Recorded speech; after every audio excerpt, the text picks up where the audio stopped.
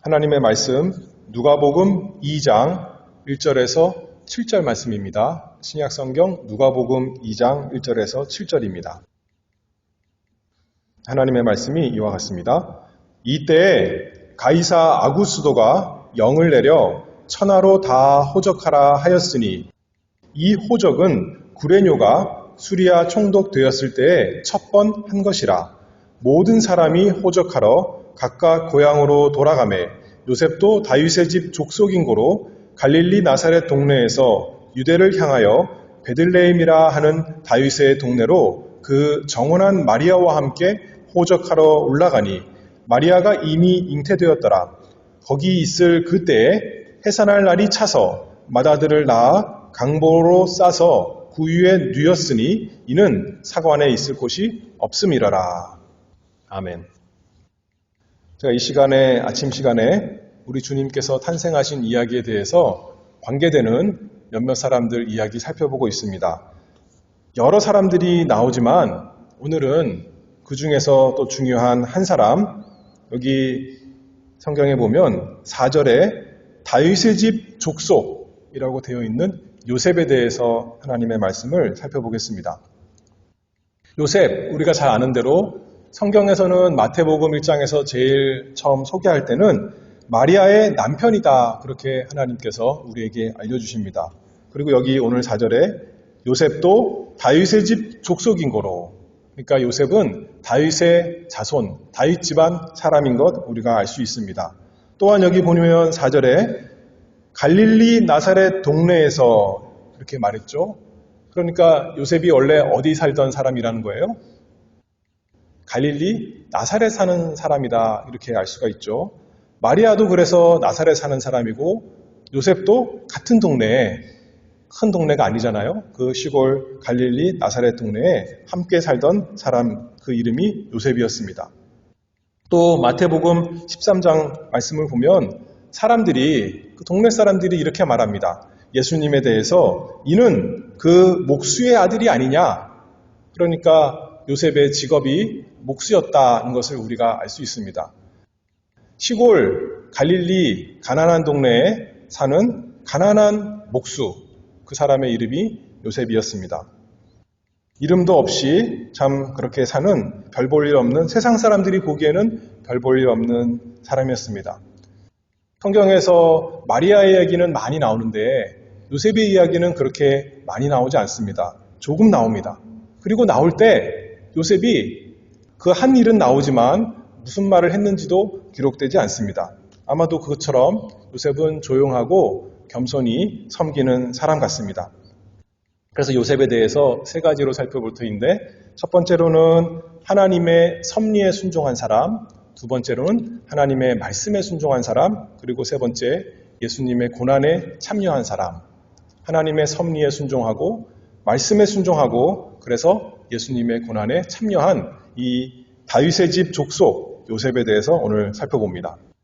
첫 번째로 하나님의 섭리에 순종한 사람입니다.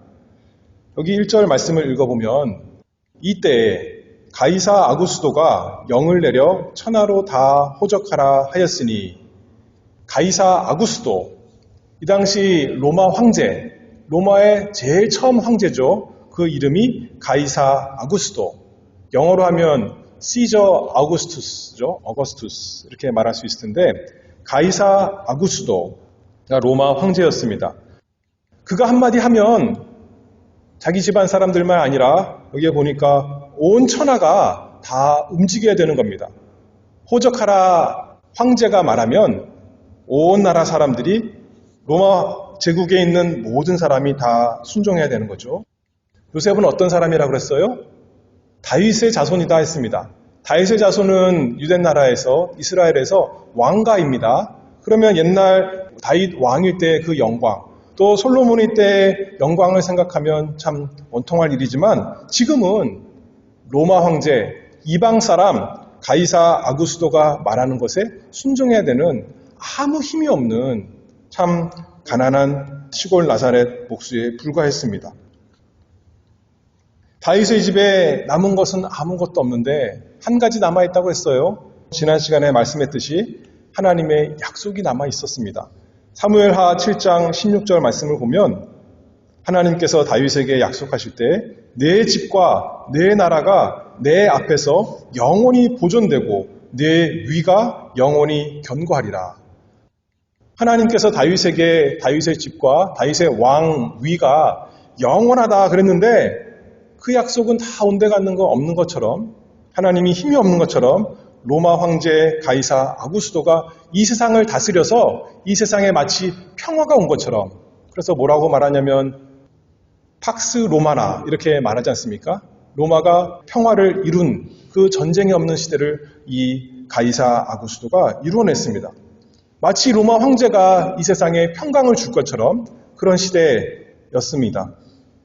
눈에 보이는 권세자는 로마 황제고 다윗의 자손은 그의 복종해야 되는 한 사람에 불과한 로마 황제가 영을 내려 천하 모든 사람이 다 호적하라고 하면 이제 다윗의 자손이라 할지라도 요셉이 자기 식구들 데리고 자기 사는 곳을 떠나서 호적 신고하기 위해서 고향 베들레헴으로 돌아가야 했습니다. 로마서 13장 1절 말씀을 보면 각 사람은 위에 있는 권세들에게 굴복하라. 권세는 하나님께로 나지 않음이 없나니 모든 권세는 하나님의 정하신 바다 했습니다. 우리가 이 세상 살지만 우리가 하나님의 백성으로 살지만 예수님과 함께 이미 왕이 되었지만 이 세상에서는 우리가 왕이 아니라는 거죠. 세상 나라 이 로마 황제가 명하는 대로 다윗의 자손 요셉이 순종할 수밖에 없었습니다. 하나님께서 이렇게 또 말씀하셨어요. 하나님께서 내신 권세자들에게 순종하라. 그런데 한편으로는 우리가 순종해서 그 사람들 밑에 있는 것 같지만 더 정확히는 말하면 그 권세 또한 하나님께서 주신 것이다. 로마서에서 이렇게 말씀하죠. 잠언 21장 1절 말씀을 보면 왕의 마음이 여호와의 손에 있음이 마치 보의 물과 같아서 그가 임의로 인도하시느니라. 우리가 보기에는 왕이 자기 마음대로 자기 욕심대로 이렇게 이래라 저래라 하는 것 같지만 사실 그 왕의 마음도 누가 움직이신다고 그래요? 하나님께서. 왕을 세우신 분도 악한 왕을 세우신 분도 하나님이시요. 그 왕의 욕심을 이용해서 움직이시는 분도 하나님이시다. 그렇게 말씀하는 거죠. 요셉이 그것을 우리처럼 알았는지는 몰라도 어쨌든지 간에 하나님께서 왕을 통해서 자기에게 명하는 호적하라 하는 명에 순종해서 하나님의 섭리에 순종해서 요셉이 식구들을 데리고 유대를 향하여 베들레헴이라 하는 다윗의 동네로 돌아갔습니다. 하나님께서 왕의 마음을 움직이신다 그러니까 그냥 이렇게 아무렇게나 막 그때그때 봐서 하시는 것이 아니라 하나님의 영원하시고 선하신 뜻을 위해서 하시는 겁니다. 여기에 보면 보이기에는 가이사의 뜻 같고 보이기에는 가이사가 왜 호적하라 그러냐면 세금을 잘 거두려고 인구조사하는 겁니다. 다 등록하라는 겁니다. 그러나 실제로는 하나님의 거룩한 뜻이 거기에 있는 거죠. 가이사의 욕심을 이용해서 가이사의 그 정치를 이용해서 하나님의 영원하신 약속을 이루시려고 이렇게 역사하시는 거죠. 가이사는 자신을 위해서 온 천하를 움직이게 했지만 사실은 그와 대조되는 베들레헴 말구 위에 누일 아기를 위해서 그 한 아기를 위해서 온 천하가 함께 이렇게 움직였던 겁니다. 잠깐 있다가 없어질 로마 황제를 위해서가 아니라 영원한 다윗의 집을 위해서 하나님께서 역사하시는 것입니다. 보이지 않는 손길을 통해서. 가이사는 자신의 몇 푼, 그 돈 욕심을 위해서 이렇게 전체적으로 다 인구조사하는 것이다 하겠지만 사실은 그 백성을 구원하시는 하나님의 놀라운 영광을 위해서 또 우리에게는 크신 구원을 주시기 위해서 하나님께서 로마 황제 가이사 아구스도의 마음까지도 그렇게 움직이신 거죠. 그것을 믿습니까, 여러분? 오늘날도 마찬가지입니다. 오늘날도 우리가 보기에는 이 대통령, 저 정치인들을 이용해서 우리가 원치 않는 일들이 일어나고 또 우리가 베들레헴에까지 가야 되는 그런 일처럼 우리에게 어려운 일이 생길 수 있지만 누가 뒤에 계신다는고요? 하나님께서 모든 일을 자신의 뜻대로 또 우리를 위해서 일하시는 하나님께서 역사하시는 것을 알고 우리가 요셉처럼 하나님의 섭리에 순종하는 사람이 되기를 바랍니다. 우리가 앞날 잘 모릅니다. 요셉이 베들레헴에서 지금 가면 베들레헴에서 하나님께서 약속하신 예수 그리스도를 낳게 하실 것이다. 기대를 가지고 갔을까요? 성경에 그런 말씀 안 나오니까 그냥 간 것 같습니다. 아구스도가 가라 그러니까 온 나라가 다 움직이니까 나도 가야겠구나 하고 만삭인 아내를 데리고 베들레헴으로 올라갔겠죠. 하나님의 뜻 잘 몰랐을 겁니다. 그런데 나중에 나타나고 보니까 이래서 내가 베들레헴에 왔구나. 내 아내를 데리고 베들레헴에 온 것이구나. 나의 구원을 위해서, 온 세상의 구원을 위해서 하나님께서 아구스도 가이사의 마음까지 움직이셨고 온 백성이 다 함께 움직였구나 하면서 하나님 찬송했겠죠. 우리 인생이 그와 같다는 거예요. 우리 인생 하나하나도 우리가 잘 모릅니다. 한 걸음 한 걸음 걸어갈 때 하나님께서 왜 이렇게 나를 인도하시는지 정확히 알 수 없지만 우리가 지나고 나면 그리고 마침내 천국에 들어가면 하나님께서 이래서 이 사람도 만나게 하시고 이런 일도 겪게 하시고 이런 수고를 겪게 하시고 다 하셨구나. 우리 하나님이 참으로 선하시고 지혜로우신 분이시구나 찬송하며 경배하실 것입니다. 신약의 요셉만 아닙니다. 구약의 요셉도 그랬어요. 구약의 요셉. 알 수 없게 형들이 왜 자기를 미워하고 왜 나를 애굽으로 팔려가게 하고 왜 내가 감옥에 들어가야 되고 내가 왜 이렇게 억울한 일을 당해야 되는가 자기도 몰랐겠지만 나중에 자기가 총리가 되고 형들이 자기에게 찾아온 것을 보니까 하나님께서 야곱의 백성을 보호하시기 위해서 나를 먼저 보내셨구나 깨닫고 하나님 찬송하지 않았겠습니까? 우리가 자원해서 이 누가복음 2장의 요셉처럼 순종하든 간에 자원하지 않았는데 억지로 창세기에 있는 요셉처럼 끌려갔어도 순종해서도 다 하나님께서 선하신 뜻대로 이루십니다. 그래서 우리가 로마서 8장 28절에 고백하는 거죠.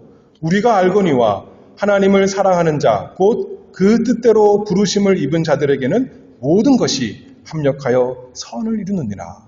지금은 그 모든 것이 우리에게 악한 것, 나쁜 것처럼 힘든 것처럼 보일지라도 결국에는 합력하여서 우리에게 유익된 것, 복된 것, 하나님의 영광을 위해서 줄 것을 우리가 믿고 날마다 하나님의 섭리를 따라 순종하며 걸어가는 사람이 되어야겠습니다.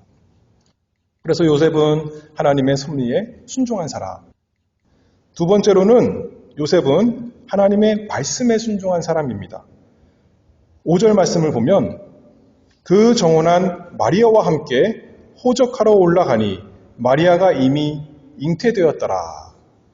근데 요셉이 혼자 베들레헴에 올라간 것이 아니라 아이를 잉태한 그 정혼한 마리아와 함께 갔다 했습니다. 왜 마리아와 함께 갔어요? 마리아가 자기 아내니까요. 왜 자기 아내가 되었어요? 원래는 정혼했었는데 여기 마태복음 우리가 잘 아는 대로 1장에 보면 마리아가 잉태된 것이 드러났다 했습니다. 나타났습니다. 그래서 요셉이 이것을 드러내지 않고 가만히 끊고자 했습니다. 무슨 말이냐면 제가 생각에는 사람들에게는 다 알려지지 않은데 집안끼리는 알았던 것 같아요. 그러니까 자기 집안끼리는 알고 근데 어떻게 해야 될까 하고 가만히 끊고자 했는데 사람들에게 드러내면 마리아는 부끄러움을 당할 것이고 자칫하다가는 죽임을 당할 수 있고 참 그런 불쌍한 상태이기 때문에 가만히 끊고자 했습니다. 그런데 20절에 마태복음 1장 20절에 요셉이 참 온유하고 의로운 사람이에요. 이 일을 생각할 때에 곰곰이 생각한 거죠. 어떻게 하는 것이 의로운 일이고 어떻게 하는 것이 선한 일인가 생각할 때에 주의 사자가 현몽하여 가로되 다윗의 자손 요셉아 네 아내 마리아 데리오기를 무서워 말라. 저에게 잉태된 자는 성령으로 된 것이라. 너의 혈과 육으로 된 아들은 아니지만 성령께서 잉태시키신 아들이다 하면서 내 아내 마리아를 데려오라 했기 때문에 그 하나님 말씀 순종한 거죠. 천사를 통해서 주신 하나님의 말씀, 인간적으로는 순종하기 싫었을 것입니다. 순종하기 힘들었을 것입니다. 그럼에도 불구하고 하나님께서 천사를 통해 말씀하실 때 순종한 것입니다. 어려운 일 하나님께서 우리에게 순종하라 그러면 우리는 어떻게 합니까? 하나님, 이거 과연 순종해야 될까요? 이거 너무 어려운 일인데요. 저 말고 다른 사람이 하면 안 될까요?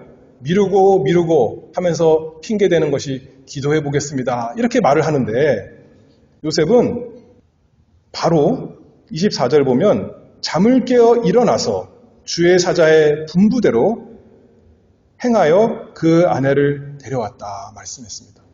구약성경의 창세기에 또 비슷한 이야기가 나오는데 하나님께서 아브라함에게 이삭을 제물로 바치라 했을 때 아브라함이 어떻게 했습니까? 하나님, 저에게 시간을 주세요. 제가 마음을 좀 다스릴 그런 기간을 좀 주세요. 너무 갑작스럽습니다. 한 것이 아니라 다음날 아침 일찍 일어나서 준비해가지고 같이 아들과 함께 갔던 거 아니겠습니까? 요셉도 그렇습니다. 다음날 아침에 일어나서 주의 사자의 분부대로 행하여 그 아내를 바로 데리고 왔습니다. 무엇을 하기를 원하는가? 우리는 자기 욕심 채우기에는 생각이 바쁘고 그와 반대되는 일에는 원망하고 불평하고 혹시 하게 된다 하더라도 주저하고 가능한 한 안 하려고 미루려고 하는 것이 우리의 본성입니다. 그런데 하나님의 은혜가 있는 사람은 반대로 자기가 원하는 것은 요셉처럼 이 일을 내가 해도 되는 것인가, 어떻게 해야 되는 것인가 곰곰이 생각하고 심사숙고하겠지만 하나님의 말씀에는 바로 순종하는 것이죠. 아, 하나님 감사합니다. 나에게 하나님의 뜻을 알려주셔서 감사합니다. 하나님께서 알려주시지 않았더라면 내가 무엇을 해야 될지 몰랐을 텐데 하나님께서 천사를 통해서 어떻게 해야 되는지 분명히 알려줬으니 너무나 감사합니다 하면서 요셉이 순종하지 않았겠습니까? 이것이 우리의 소원입니까? 우리 예수님도 내 원대로 마옵시고 아버지의 원대로 되기를 원하나이다 하셨는데 이 세상 아버지인 요셉도 내 원대로 마옵시고 하나님의 뜻대로 하기를 원합니다. 제가 다 순종하겠습니다 라고 다음날 아침 바로 마리아를 데리고 왔습니다. 그리고 그때부터 함께 살았기 때문에 이제 가이사 아구스도가 영을 내려서 호적하라 했을 때 자기뿐만 아니라 자기의 아내, 그 아내 사랑하면서 함께 베들레헴으로 간 것이죠. 어떻게 보면 요셉은 여기 성경에 우리 마태복음에 보면 의로운 사람이다 그랬는데 미혼모, 마리아가 미혼모잖아요. 미혼모의 보호자가 되어주고 또 어떻게 보면 아버지 없는 그 아이의 아버지가 되어준 사람이 되었습니다. 자신의 혈육이 아니지만 어떻게 보면 예수님을 법적으로 입양한 것 같은 그런 관계가 되었던 것이죠.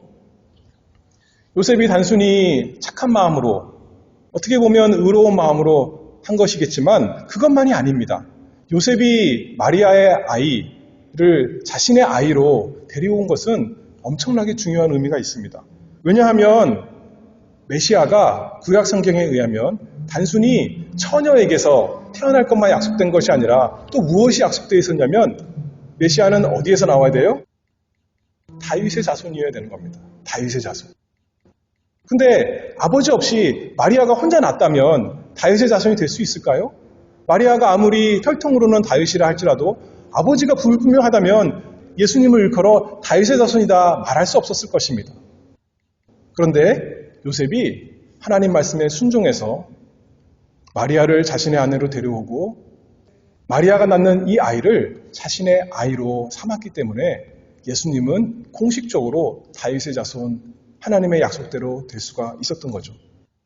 마침 여기 보면 오늘 성경 1절에 누가 나오냐면 가이사 아구스도가 나오는데 가이사 아구스도가 그랬어요.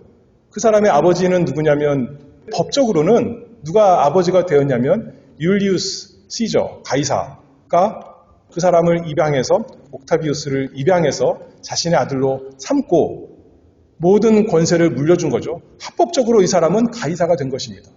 마찬가지로 우리 예수님도 합법적으로 다윗의 자손 되었던 것이 여기 알 수가 있습니다. 그래서 사람들도 예수님을 일컬어 요셉의 아들이다 이렇게 말하고, 마리아도 요셉을 예수님께 말하면서 네 아버지다 이렇게 2장 48절에 말하고, 성경에서도 하나님 말씀에서도 요셉과 마리아를 함께 그의 부모다 그렇게 말씀하는 겁니다. 혈육으로는 연결된 게 없어도, 직접적으로 연결된 것은 없지만 법적으로 예수님은 다윗의 자손, 요셉의 아들이 되었습니다. 요셉의 이 의로운 하나님의 말씀의 순종으로 정말 구약의 하나님의 그 예언의 말씀이 이루어진 거죠. 메시아는 다윗의 자손이 될 것이다. 그래서 예수님께서 이제 예루살렘 입성할 때 사람들이 찬송합니다. 호산나 다윗의 자손이여 찬송하리로다.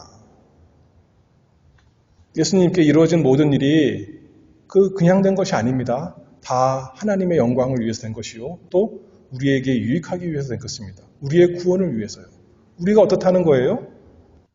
우리가 본성으로는 하나님이 우리 아버지가 아닙니다. 마치 우리는 마귀의 자식처럼, 이 세상 사람처럼 살던 사람이었는데, 부패하고 더러운 사람이었는데, 하나님께서 그 아들 예수 그리스도 안에서 우리를 하나님의 아들로, 하나님의 자녀로 삼아주셨습니다. 그래서 우리가 원래는 아버지 없는 사람 같은 사람이었는데, 고아와 같았는데, 이제는 하나님을 아버지라 부르며 살아가게 된 것이죠.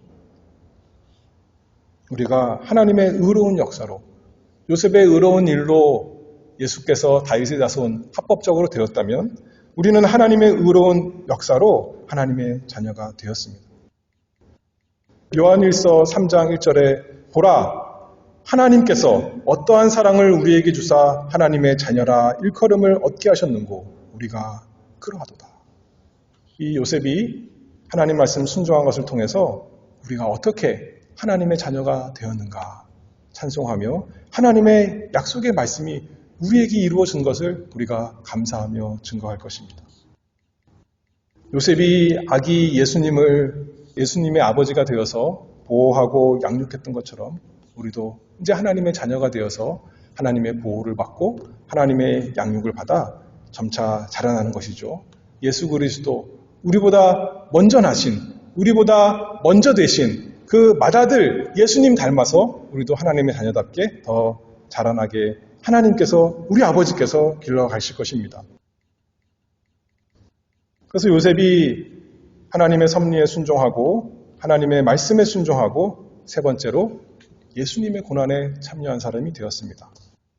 6절 말씀에 보면, 거기 있을 그때에 해산할 날이 차서 맏아들을 낳아 강보에 싸서 구유에 누였으니 이는 사관에 있을 곳이 없음이러라.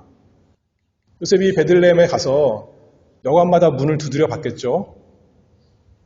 근데 문을 열고 환영해 주는 곳이 없었던 거예요. 자기에게는 만삭의 아내가 있었는데도 불구하고 가난한 시골 무명 목수 요셉에게는 주어진 것이 겨우 마구간 또는 외양간 뿐이었습니다. 요셉이 왜 편안한 집을 떠나서 멀리 여행을 왔고, 또 하룻밤 머물 방도 없어서 냄새나는 동물들이 있는 그 마구간, 그곳에 있었어야 됐어요? 어서는 하나님의 섭리에 순종하고 하나님의 말씀에 순종해서 그랬다 그러면, 더 근본적으로 또 한 단계 더 말하면 예수님과 함께했기 때문입니다. 예수님과 요셉이 함께된 사람이기 때문에, 예수님이 베들레헴에서 태어나야 되기 때문에 예수님과 함께한 요셉이 베들레헴으로 갔던 거죠. 하늘의 모든 영광을 가지신 하나님의 아들 예수께서 낮고 천한 그 자리로 임하시기를 원했기 때문에 요셉이 함께, 예수님과 함께하지 않으면 자기는 베들레헴에 안 가도 됩니다. 요셉이 예수님의 아버지가 될 거기 때문에 베들레헴에 함께 가서 지금 여관에 들어갈 수도 없고, 여기 보면 사관에 있을 곳이 없음이러라, 그 처지가 된 것이 아니겠습니까? 사관에 있을 곳이 없음이러라, 우리 성경에는 이렇게 말했지만 주어가 뭐냐면 예수님이 사관에 있을 곳이 없음이로라 그것이 아니라 그들이 없음이로라 이렇게 말한 거죠. 요셉이 그 아내와 함께 사관에 있을 곳이 없었다 우리가 알 수 있습니다. 예수 믿는 성도가 이 세상에서 가는 곳마다 문이 열리고 가는 곳마다 환영받으며 부귀영화를 누리는 것이 약속되어 있지 않습니다. 예수님께서 이 세상에 어떻게 사셨어요? 태어나실 때부터 어떻게 했다는 거예요? 문전박대를 받으신 거예요. 어머니 뱃속에 이제 나오기 바로 전인데도 세상 사람들은 예수님을 거절하고 마국간에서 냄새나는 곳에 있으려면 있어라. 그런 취급을 받은 것이 우리 예수님이십니다. 그렇다면 예수님과 함께하는 우리도 이 세상에서 어떨까요? 예수 믿으면 떵떵거리고 이 세상에서 사람들이 부러워할 만큼 그렇게 사는 것이 아니라 이 세상 사람들이 멸시하고 천대하는 삶을 살 수 있다 하는 것을 여기 말씀에서 보여주는 거죠. 예수님을 이 세상에서 거절했으니 예수님과 함께 된 우리도 이 세상 사람들이 거절하는 것이 너무나 마땅합니다. 참으로 우리가 예수님과 하나가 되었습니까? 참으로 예수님과 함께 되는 삶을 원하십니까? 온 세상을 만드신 창조주께서 로마 황제와 비교할 수 없는 영광과 부유함을 가지신 분께서 하늘의 영광 가운데 거하시는 그분께서 지극히 낮은 자리에 임하셨습니다. 왜 그렇게 하셨어요? 고린도 후서 8장 9절 말씀을 보면 우리 주 예수 그리스도의 은혜를 너희가 알거니와 부요하신 자로서 너희를 위하여 가난하게 되심은 그의 가난함을 인하여 너희로 부요케 하려 하시니라. 우리가 우리 죄 때문에 가난한 사람인데 우리의 의가 없는 우리 속에 거룩이 없는 가난하고 궁핍한 사람인데 우리를 위해서 예수님께서 가난한 사람이 되셨다. 그렇게 말씀하는 거죠. 그 가난함을 인하여 너희로 부요케 하려고. 예수님의 낮아지시고 가난함으로 인해서 우리로 하여금 풍성한 사람, 하나님의 의와 사랑과 거룩이 풍성한 사람, 우리로 하여금 예수님의 그 영광에 참여하는 사람 되게 하시려고 예수님께서 어머니 뱃속에서부터 나면서부터 그 낮은 자리, 가난한 자리에 임하셨던 것이고 요셉이 예수님과 함께 있기 때문에 자기도 문전박대 받으면서 사관에 있을 곳이 없음이로라. 이 처지가 된 것입니다. 예수님이 가난한 집안, 비천한 곳에서 태어나시고 아마도 싸구려, 헝겊에, 강보에 쌓여서 이 구유에 누여 있었겠지만 이것은 예수님의 낮아지심의 시작에 불과합니다. 왜 우리는 나는 왜 이렇게 태어났을까? 나는 왜 이런 집안에서 태어났을까? 이렇게 불평한 게 있지만 우리 예수님을 생각하면 그럴 수가 없는 거죠. 그것은 시작에 불과했다고요. 예수님의 이 세상에서 마지막은 어떠셨어요? 사람들에게 버림받아서 십자가에서 벌거벗겨지고 달리셨습니다. 최소한 베들레헴에서는 예수님을 사랑하는 팔에 안겼습니다. 그러나 예수님이 십자가 달릴 때는 어떤 팔도 그분을 사랑으로 안아줄 수 없었습니다. 베들레헴에서는 여관에서만 거절받은 것이지만 십자가 달릴 때는 온 하늘과 온 땅으로부터 배척받은, 버림받은 자가 되었습니다. 그래서 그를 믿는 모든 죄인이 부요한 사람 되게 하시려고, 하나님의 영광이 가득한 사람 되게 하시려고 주님께서 가난한 자 되셨습니다. 예수님께서 버림받았습니다. 그래서 우리가 환영받도록. 죄 많은 우리에게는 지옥이 너무나 마땅하고 천국에는 있을 곳이 없어서 우리가 스스로 아무리 우리의 의를 가지고 천국 문을 두드리면서 주여 주여 열어주시옵소서 할지라도 열릴 수가 없는데 예수님께서 우리를 위해서 베들레헴 낮은 자리만 아니라 십자가 지옥의 자리까지 내려가심으로 우리를 위해서 아버지의 집에 거할 곳을 마련하셨습니다. 우리를 위해서 우리가 가야 되는 지옥의 문을 굳게 닫으시고 천국 문을 활짝 열어주셔서 우리를 환영하십니다. 예수님께서 로마 황궁에서 예루살렘 궁전에서 태어나셨더라면 감히 우리가 찾아갈 수가 없습니다. 우리 같은 신분으로 어떻게 궁정에 가겠어요? 근데 어디서 태어나셨다는 거예요?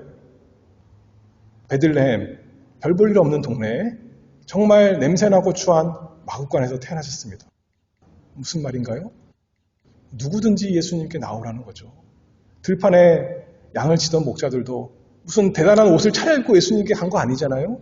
예수님께 나아올 수 있도록. 그 어떤 죄인도 예수님께 나와서 예수님이 주시는 그 모든 복과 은혜를 받을 수 있도록 예수님께서 이 세상에서 낮은 자리로 오신 것입니다. 그래서 요한복음 6장에서 말씀하실 때 내게 오는 자는 내가 결코 내어쫓지 아니하리라. 우리가 뭘 잘 준비해서 예수님께 가는 거 아닙니다. 갈 수 없습니다. 근데 우리의 더러운 모습, 그 모습 그대로 예수님께 나아갑니다. 그래서 예수님이 우리의 더러운 거 다 씻어주시도록 내가 예수님께 씻고 나아가는 것이 아니라 내 더러운 모습, 내 추한 것, 내 악한 것 예수님이 다 씻어주시기를, 고쳐주시기를 바라는 마음으로 베들레헴 구유에 누이신 예수님께 우리가 오늘도 나아갑니다. 우리가 이 세상 살면서 세상에서는 거절될 수 있습니다. 세상 사람들 생각하고 우리 생각하고 같을 수가 없습니다. 반대입니다. 그러나 우리 주님께는 결코 거절되지 않습니다. 누구든지 이 베들레헴 구유에 누이신 예수님이 나의 주님, 나를 위해서 가난한 자리에 오신 주님인 것을 믿고 그 주님의 고난에 동참하는 사람, 그 사람은 오는 세상에서 영원한 영광, 영원한 기쁨과 평강을 누릴 것을 우리가 믿습니다. 그 복이 우리 모두에게 있기를 바랍니다. 기도하겠습니다.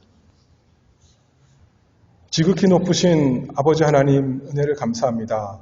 이 땅에 사는 저희에게 예수 그리스도 하나님의 아들을 저희의 평강으로 주셔서 이 세상에서 우리가 하나님의 아들로서 평강을 누리며 살게 하시고 또 하늘에서 우리 주님 함께 살 그 소망 바라보며 살아가게 하시니 그 은혜를 감사합니다.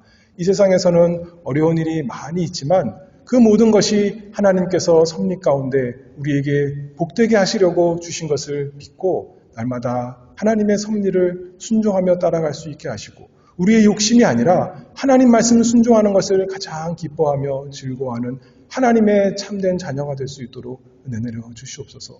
그래서 우리 주님, 우리 예수님, 우리의 사랑하시는 주님 이 세상에 사신 것처럼 우리도 아버지의 뜻 원하시는 대로 다 따라가며 살아가는 복된 자들이 되도록 저희에게 은혜 내려 주시옵소서. 예수 그리스도의 이름으로 기도하옵나이다. 아멘.